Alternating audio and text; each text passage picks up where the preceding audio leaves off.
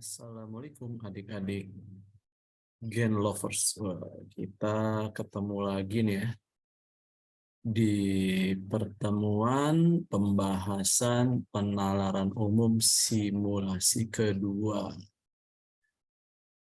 Untuk soal yang kita bahas sekarang, ini soal yang teksnya itu lebih panjang dibandingkan simulasi pertama. Jadi di sini kalian dibutuhkan keahlian menganalisis teks. Nah, gitu ya adik-adik ya, bocah-bocahku. Kita langsung aja. Nah, kalau ada soal kayak gini, gimana nih Kak? Cara ngerjainnya. Nah, ada soal kayak gini, ngerjainnya itu kita lihat soal dulu. Tidak usah lihat, paragraf dulu, tapi lebih ke soal. Nah, gitu ya. Nah, di sini kan kalau kita langsung lihatnya nomor 1 ya.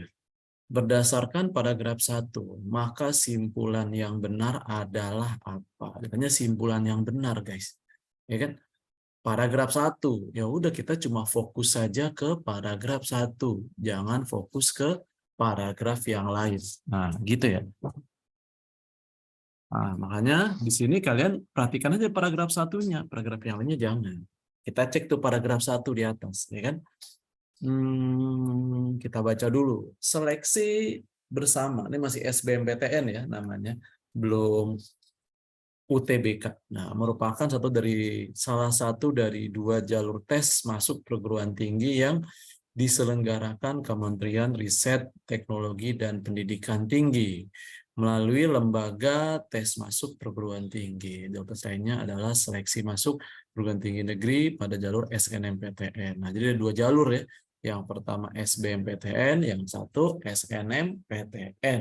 Kalau sekarang tuh SNBP dan SNBT. Ini masih tahun 2019-an masalahnya. Para peserta diseleksi melalui penelusuran prestasi akademik dengan menggunakan raport, portofolio, akademik, raport yang diukur. Nah, itu kayak gitu ya, diukur yaitu dari semester 1 hingga semester 5. Nah, itu SNBT banget kan? Nah, pasti kalian jadi kalau nggak lulus jadi BT, SNBT. Oke ya.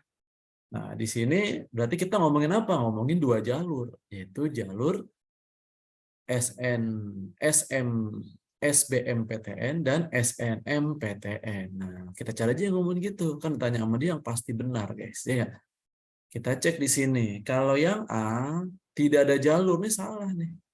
Tidak ada jalur. Nah, ya. Yang B terdapat banyak jalur, salah. Harusnya cuma 2 jalur. Nah, di situ. Terdapat 1 jalur, salah. Yang C. Yang D juga terdapat 1 jalur, salah. Yang benar yang E.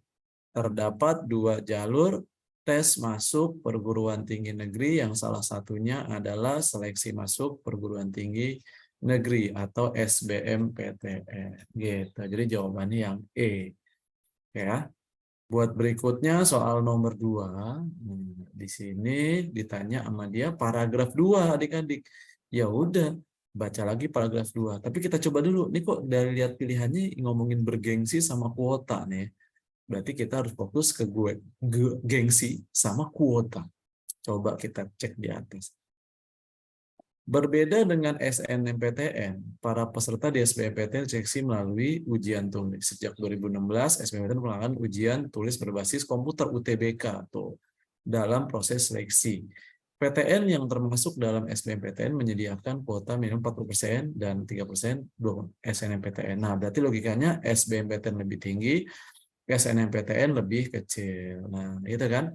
Lalu di sini ternyata kalau kita baca lagi jalur rapot SNMPTN kurang menarik karena lebih mempertaruhkan SBMPTN lebih mempertaruhkan kemampuannya. Jadi SBMPTN lebih dianggap bergengsi dibandingin SNMPTN, dan SBMPTN peluang kuotanya lebih banyak daripada SNMPTN. Nah, gitu. Cari jawaban yang kayak gitu yang mana?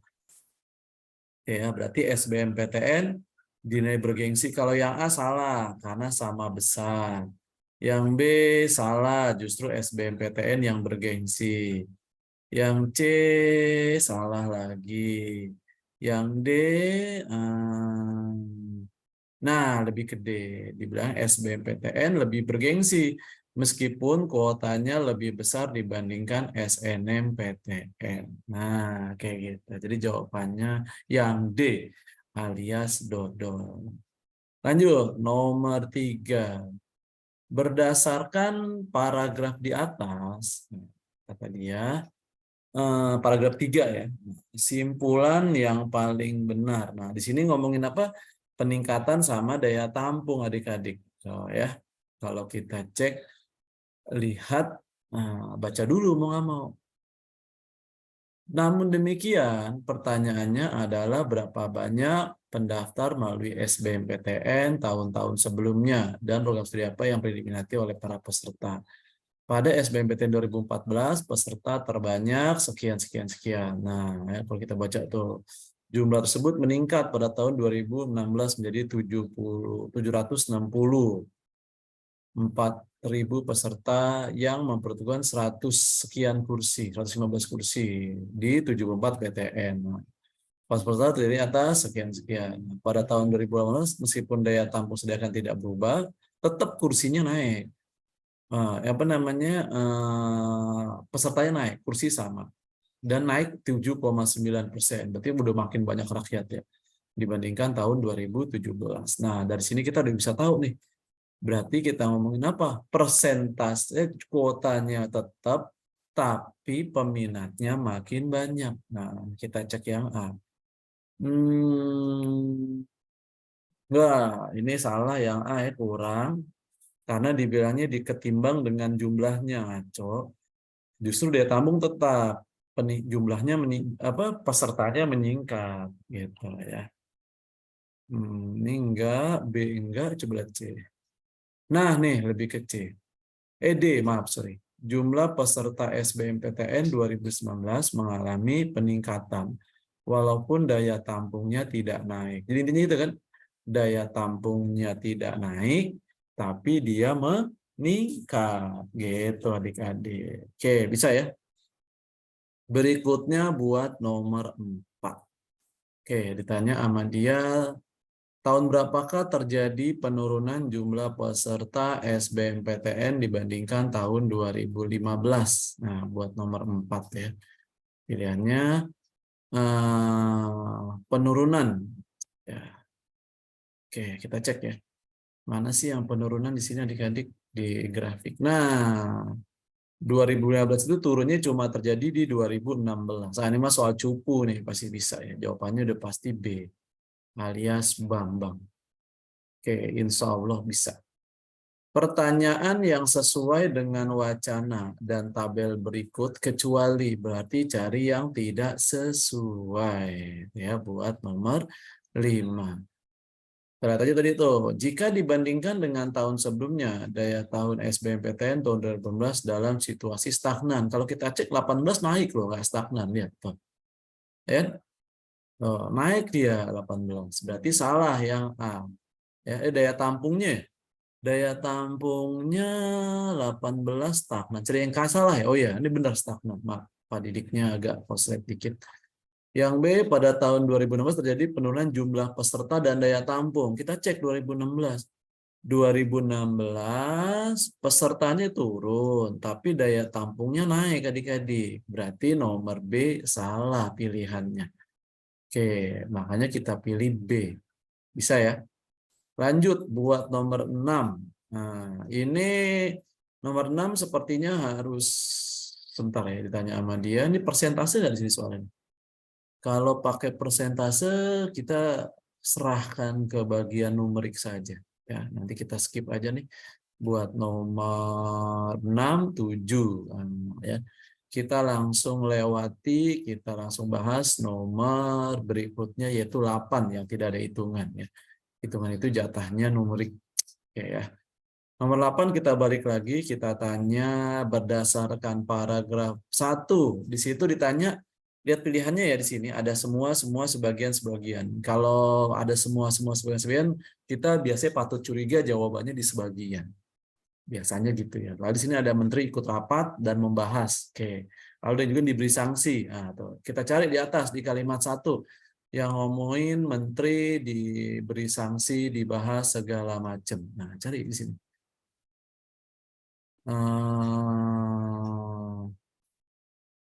Nih, terdapat beberapa menteri yang hadir. Oh, yaitu beberapa menteri. Ya, berarti yang hadir beberapa menteri saja adik-adik. Gitu ya, hadir beberapa menteri. Ada yang dikasih sanksi nggak? Belum dikasih sanksi. Masih Jokowi bilangnya kecewa.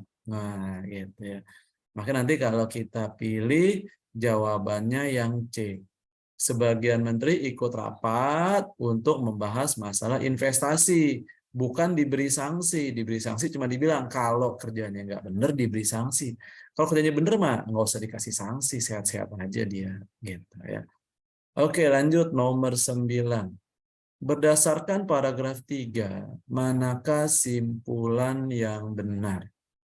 Oke ya, di paragraf 3. Nah, kita cek dulu. Di sini nanya apa sih? Rasio ya. Birokrasi sama rasio. Kita baca dulu. Wah, ini pasti bakal menghabiskan waktu ya. Ngertiin soal ini nih, karena emang harus baca. Walaupun dia teks dulu. Ya.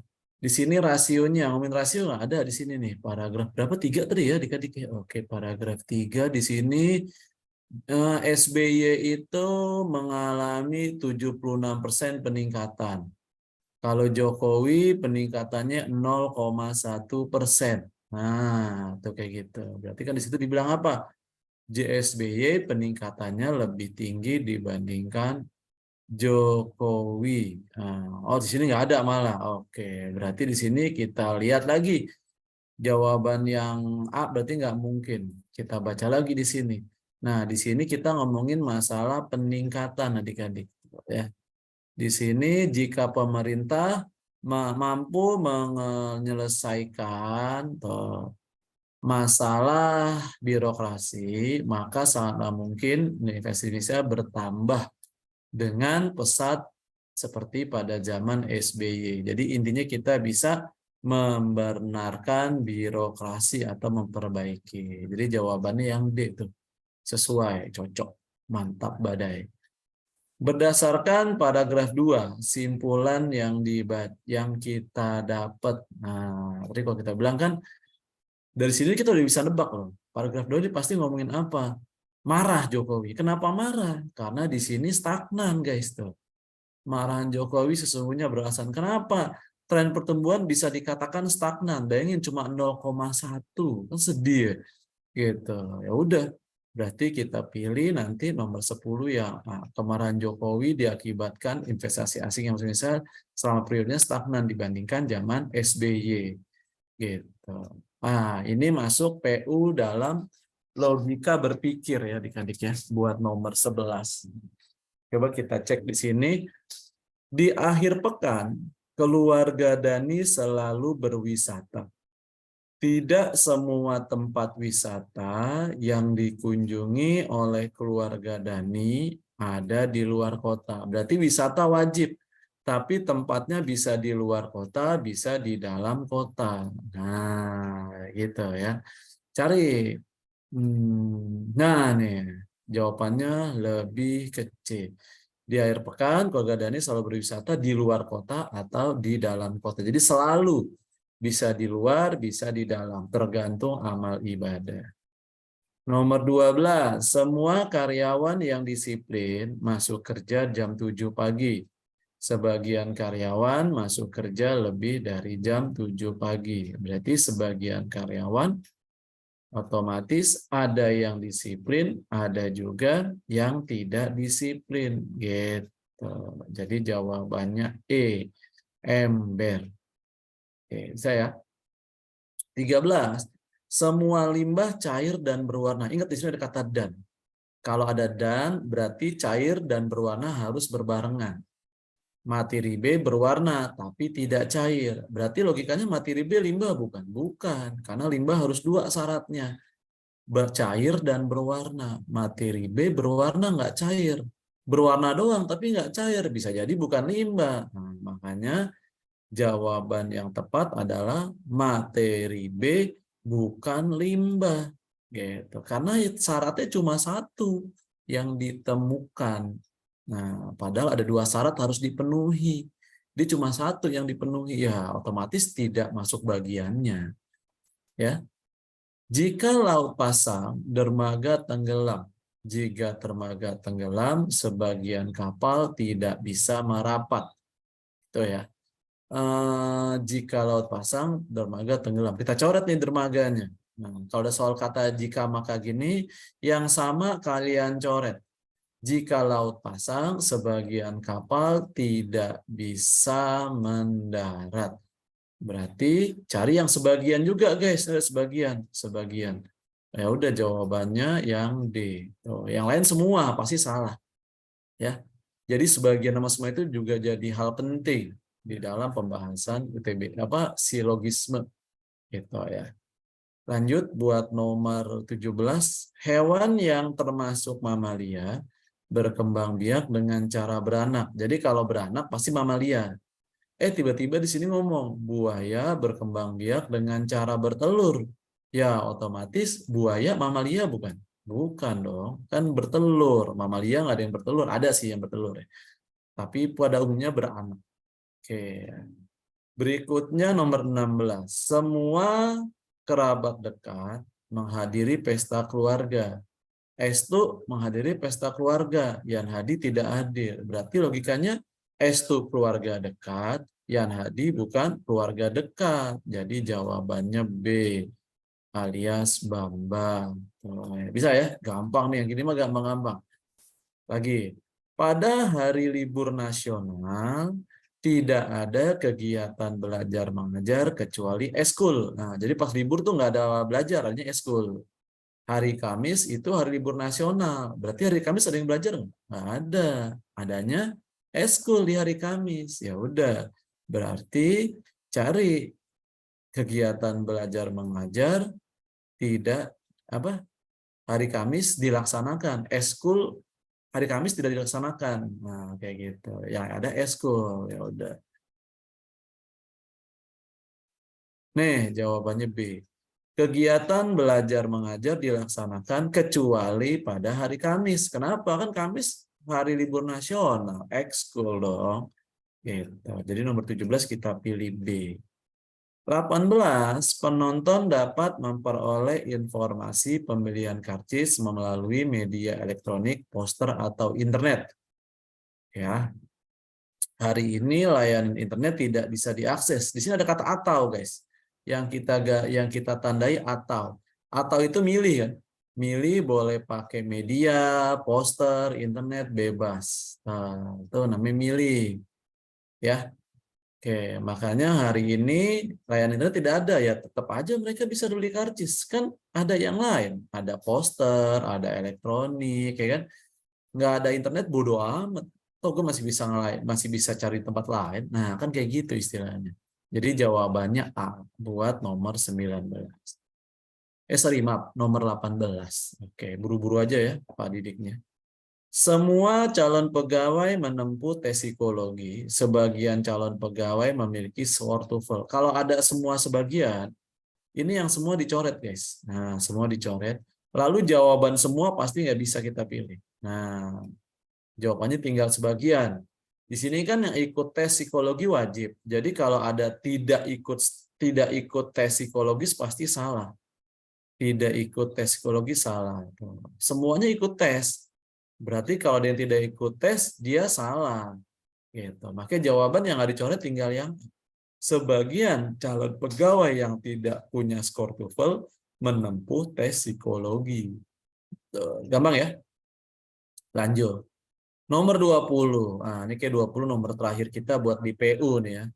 Tidak ada bunga mawar kecuali warna putih dan merah. Jadi bunga mawar warnanya cuma 2, putih atau merah. Kalau misalnya bang di bunga mawar, pasti abangnya nanya, putih apa merah neng? Nah pasti gitu. Karena cuma 2 warnanya. Tiba-tiba Ika itu nerima bunga bukan putih bukan merah. Nah berarti logikanya si Ika menerima bukan bunga mawar. Karena mawar cuma 2, putih sama merah. Nggak mungkin Ika nerima bunga mawar karena bukan putih bukan merah ya bukan mawar dong gitu adik-adik. Oke, bisa ya sampai sini ya. Nah, itulah seputar pembahasan PU ya di simulasi 2. Semoga pembahasan ini bisa bermanfaat buat adik-adik. Nah, para gen lovers. Wah, bahasanya adik-adik itu gen lovers ya. Penggemar genuine. Nah, oke ya. Kalau gitu, Pak Didik sudahi saja pertemuan kita pada pembahasan hari kali ini ya. Nah, nanti kita ketemu lagi di pembahasan berikutnya. Oke, sampai jumpa lagi. Assalamualaikum warahmatullahi wabarakatuh.